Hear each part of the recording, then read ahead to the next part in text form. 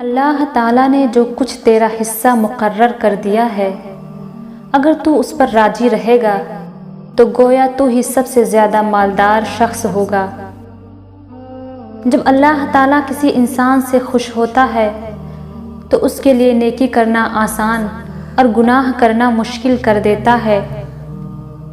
اللہ خود پر کوئی احسان نہیں رکھتا۔ اگر آپ نے اس کے لیے کوئی چیز چھوڑی ہے تو آپ کو اس سے بہتر چیز سے نواز دے گا۔ سچی توبہ کرنے والے کا ایک آنسو دوزخ کی آگ بجھانے کی طاقت رکھتا ہے۔